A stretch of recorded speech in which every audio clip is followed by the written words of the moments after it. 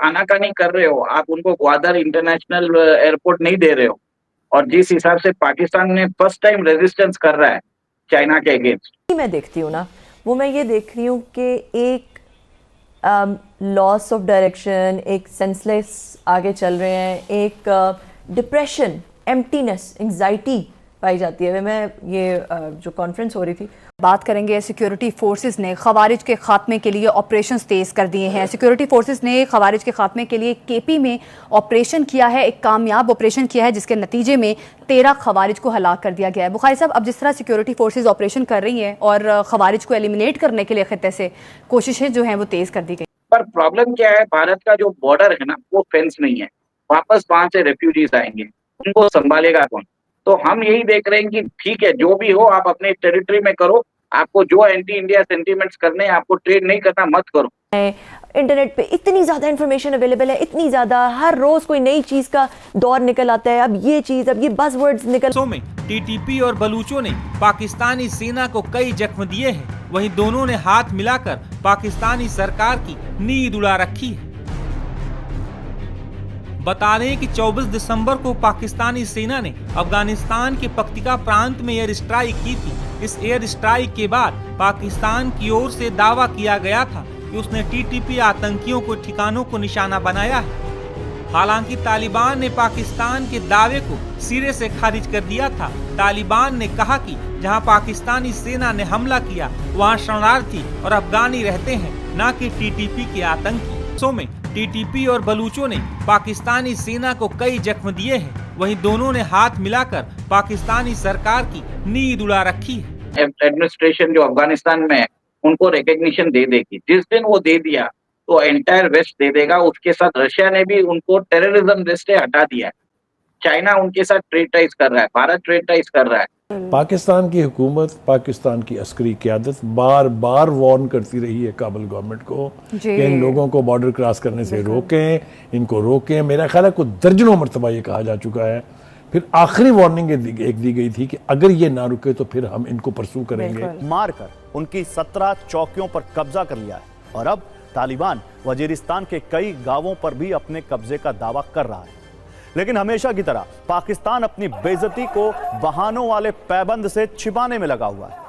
तालिबान के दावे पर पाकिस्तानी सेना के अधिकारी की ओर से सफाई आई है, जिसमें कहा गया है कि हमले से कुछ वक्त पहले ही बाजौर में आर्मी पोस्ट खाली कर दी गई थी। क्या कर रहा है ना दिखाई देता है। इसराइल क्या कर रहा है, वहां पर मिसाइल प्रोग्राम कौन सी नहज पे पहुंचा हुआ है, उसकी किसी को फिक्र नहीं है। हमारी बड़ी तकलीफ है। नमस्कार दोस्तों, पाकिस्तान के पक्के दोस्त चीन और अमेरिका दोनों ने पाकिस्तान को बहुत बड़ा धोखा दे दिया है। बहुत जल्दी अमेरिका की सरकार तालिबान को मान्यता देने वाली है। हालांकि ये अभी भी तालिबान को एड दे रहे हैं, हर महीने उन्हें एड दी जाती है, डॉलर्स दिए जाते हैं। चीन भी तालिबान के साथ बिजनेस कर रहा है, खुल के बिजनेस कर रहा है, और भारत तो कर ही रहा है। तो पाकिस्तान को बहुत बड़ा शॉक लगा है। पूरे पाकिस्तान की जो मीडिया है, स्पेशली यूट्यूबर्स हैं और मीडिया है, वो इस पर काफ़ी चर्चा कर रहे हैं कि किस तरह से तालिबान को मदद मिल रही है अमेरिका चीन दोनों से, और जिसकी वजह से पाकिस्तान को बहुत ज़्यादा नुकसान हो रहा है। ये जो पाकिस्तान में हमले हो रहे हैं उसका रीज़न यही है कि उनके पास मदद आ रही है। एक तरफ अमेरिकन टैंक है और उस पर तालिबानी सैनिक है, जिससे निपटना पाकिस्तानियों के बस की बात नहीं है। आप इस सब के बारे में क्या सोचते हैं? क्या वाकई अमेरिका एक भरोसेमंद अलाई है? आप इस सब के बारे में क्या सोचते हैं? कमेंट बॉक्स में जरूर लिखिएगा। वीडियो अच्छा लगे तो लाइक करें, शेयर करें, चैनल को सब्सक्राइब करना ना भूलें, बेल का आइकन प्रेस कर दें लेटेस्ट नोटिफिकेशन के लिए। आइए आगे बढ़ते हैं इस वीडियो में। एडमिनिस्ट्रेशन जो अफगानिस्तान में है उनको रिकग्निशन दे देगी, जिस दिन वो दे दिया तो एंटायर वेस्ट दे देगा। उसके साथ रशिया ने भी उनको टेररिज्म लिस्ट से हटा दिया है। चाइना उनके साथ ट्रेड टाइज कर रहा है, भारत ट्रेड टाइज कर रहा है। तो मेरे हिसाब से जल्दी रिकग्निशन मिलने वाला है तालिबान को, और सीरिया के अंदर भी जो नई रेजिम आई है उनको भी मिल जाएगा। सर, किस तरह से, मतलब अमेरिका ने जो है वो अपने ट्रूप्स हटा दिए थे, लेकिन ये कि अमेरिका वहां पे कुछ मैनेज कर तो नहीं पाए। लेकिन इस वक्त भी कहा यही जा रहा है कि वो जंग उसने खत्म नहीं की है, वो भी किसी ना किसी तरीके से पाकिस्तान के जरिए या किसी और कंट्री के जरिए अभी भी वो अफगानिस्तान में एक जंग लड़ रहा है। देखिए, अमेरिका का एक ही सिंपल सा चीज है, वो अपनी अगर ट्रूप्स उधर रखता है तो उसको एक एक्सपेंडिचर है। उसने क्या किया, एक टोकन अमाउंट हमेशा भी वो अफगानिस्तान को भेज रहा है, तालिबान को, कि बस आप अपना चीज संभालिए। अमेरिका को वो टोकन जो फंड है, जो 70 या 80 मिलियन डॉलर है, मेरे हिसाब से देखना पड़ेगा, वो हर महीने वो उनको तालिबान को दे रहे हैं, जिसके कारण तालिबान अपना एडमिनिस्ट्रेशन चला रहे हैं। बात करेंगे। सिक्योरिटी फोर्सेस ने खवारिज के खात्मे के लिए ऑपरेशंस तेज कर दिए हैं। सिक्योरिटी फोर्सेस ने खवारिज के खात्मे के लिए केपी में ऑपरेशन किया है, एक कामयाब ऑपरेशन किया है, जिसके नतीजे में 13 खवारिज को हलाक कर दिया गया है। बुखारी साहब, अब जिस तरह सिक्योरिटी फोर्सेस ऑपरेशन कर रही हैं और खवारिज को एलिमिनेट करने के लिए खित्ते से कोशिशें जो हैं वो तेज कर दी गई हैं। देखिए, पहली बात तो यह है कि ये ऑपरेशन होने थे इसलिए कि इसके अलावा कोई चारा नहीं है। माजी में भी हमने देखा, जब तक आप इन कुव्वतों को चैलेंज नहीं करते हैं उनका मुकाबला नहीं किया जा सकता। लेकिन वो कहते हैं ना कि अच्छी खबर के साथ साथ एक दुख भरी खबर भी है। वो ये कि इस ऑपरेशन के अंदर हमारे जो एक मेजर हैं, मेजर अवैस, उन्होंने जामे शहादत नोश किया है। मोहसिन नकवी साहब ने बयान में भी कहा है कि हम उनके ख़ानदान के साथ इस वक्त यानी हमदर्दी के लिए साथ उनके खड़े हैं। ये हैं वो लोग जो अपने सीनों पर गोलियां खाते और हमें चैन की नींद सोने देते हैं। इनके बारे में बात करते हुए हमें 10 दफ़ा सोचना चाहिए। हमारा मुंह जो है ना वो इतने खुले हैं, राल की तरह से हम जुगाली करते रहते हैं। लेकिन वहाँ जाके देखें ना, कहें ना किसी एक उसको जो इनको यानी इन पर तनकीद करते हैं, जाके वहाँ खड़े होकर सामने जरा गोली खा के दिखाएं। एनीवे, उनके साथ हम भी यानी इजहार हमदर्दी भी करते हैं और यकीनी तौर पे जिन्होंने कौम की खातिर अपनी जान के नजराने दिए हैं वो हमारा यानी हमारे लिए बाइस एजाज़ और बहुत ही हमारे लिए ये काबिल कदर लोग हैं। लेकिन ये मैं बताऊं कि ये जो कुछ हो रहा है ये अब कहीं ख़त्म होने वाला सिलसिला नहीं है जब तक इस फितने का मुकम्मल तौर पे ख़ात्मा नहीं होगा। पाकिस्तान की हुकूमत, पाकिस्तान की अस्करी क़यादत बार बार वार्न करती रही है काबुल गवर्नमेंट को कि इन लोगों को बॉर्डर क्रॉस करने से रोकें, इनको रोकें। मेरा ख्याल है कुछ दर्जनों मरतबा ये कहा जा चुका है।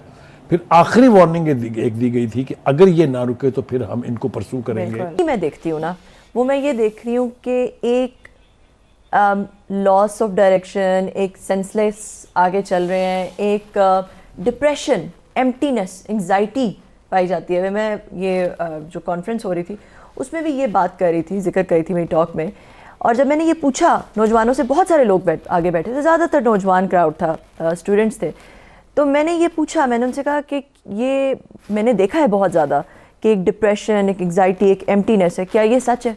Everybody raise their hands. I was surprised at the overwhelming response जो आया, जिस पे सब लोगों ने अपना हाथ रेस किया। तो मुझे ऐसा लगता है कि एक चाइनीज़ फ़िलासफ़ी है जो वो ये कहते हैं कि जब आप किसी को बहुत ज़्यादा चॉइस दे देते हैं, जब बहुत ज़्यादा चॉइस आ जाती है तो फिर इंसान गुम जाता है उस चॉइस के अंदर।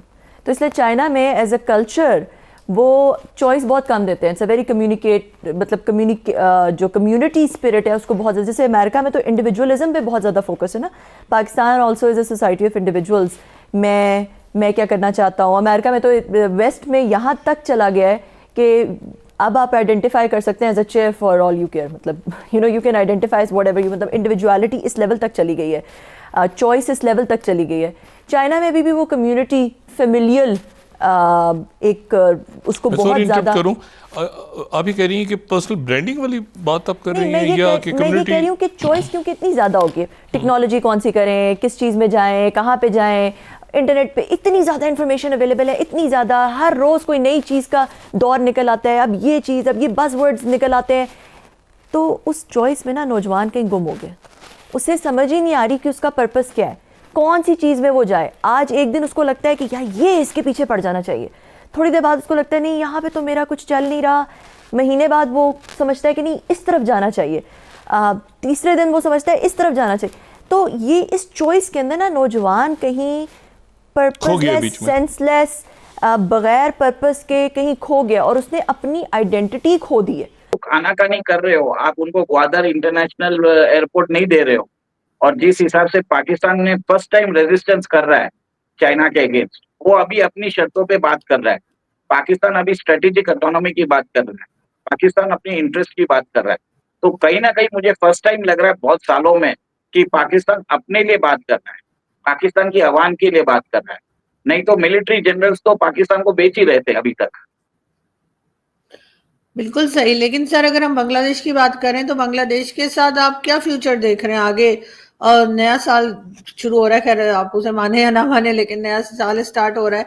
आपको लगता है कि बांग्लादेश के साथ आप लोगों के टर्म्स कुछ बेटर हो जाएंगे? देखिए, मैं आपको एक चीज बता देता हूँ, मोजू ने भी देखिए अभद्र टिप्पणी की थी मोदी जी पे, तो हमने कुछ भी नहीं किया। हमने उधर उनके खिलाफ मुहिम चलाई और आपने देखा जैसे ही इकोनॉमिक ब्लॉकेड हुआ वो ठीक हो गए। अभी मोदी खुद आए थे, और हमसे $400 मिलियन भी लेके चले गए। ठीक है, बांग्लादेश को अभी समझ में नहीं आ रहा है, भारत बहुत ज्यादा इन्वेस्टेड है बांग्लादेश के अंदर, बांग्लादेश की तरक्की में भारत का हाथ है। 2009 में उनकी पर कैपिटा इनकम थी $698, अभी बढ़ के $2400 हो गया। अब वो एक तरह से पुराना टाइस है, एक तरह से आप सोच लीजिए हमने इनको लिबरेट किया है। भारत के बहुत ज्यादा स्ट्रेटेजिक सर्कल्स में लोग समझ नहीं पा रहे हैं कि बांग्लादेश के अंदर एंटी इंडिया एस्टेब्लिशमेंट सेंटिमेंट क्यों है। तो ये एक तरह से एक चीज होगा कि रियलाइजेशन आ जाएगा भारत के अंदर कि बांग्लादेश सुधरने वाला नहीं है, तो वहां पे भी इकोनॉमिक ब्लॉकेड होगा। और आपने देखा है कि बांग्लादेश खुद ही भारत से डीलिंग कर रहा है। अब आप सोचिए, बांग्लादेश चाहता है कि वो पाकिस्तान से सब्जी मंगाए, पाकिस्तान से अनियन मंगाए और पाकिस्तान से मिसाइल्स मंगा रहा है। अरे एक चीज आप नोट करिए कि अगर आप सिर्फ मिसाइल्स मंगाते रहेंगे, भारत तो चुप बैठने वाला नहीं है। भारत चाहे तो कल इकोनॉमिक ब्लॉकेड कर दे तो बांग्लादेश में रेवोल्यूशन हो सकता है।